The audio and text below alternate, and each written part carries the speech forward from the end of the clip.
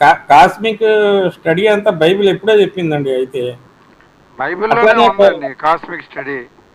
ఆ, సూర్యుడు గతించిపోతాడని బైబిల్ చెప్తుందండి, కరెక్ట్ చెప్పింది. సూర్యుడు అవునండి. కొద్ది రోజులు పోయిన తర్వాత ఈ వేడి మరి ఉండదండి. దేవుడు ఇప్పుడు చెప్పాడు కదండి, సూర్యుడైనను చంద్రుడైనను ఉండడు అని. బైబిల్లో చెప్పింది అక్షరాలు నిజమండి. ఎందుకంటే ఇప్పుడు యేసు ఉన్న సూర్యుడికి వేడి వేడి తగ్గిపోతుంది. ఆ, మరి ఎంతకాలం అండి వేడి వస్తుంది చెప్పండి? ఒక అది టైం అది అది కొంతకాలానికే డిజైన్ చేయబడింది కదా.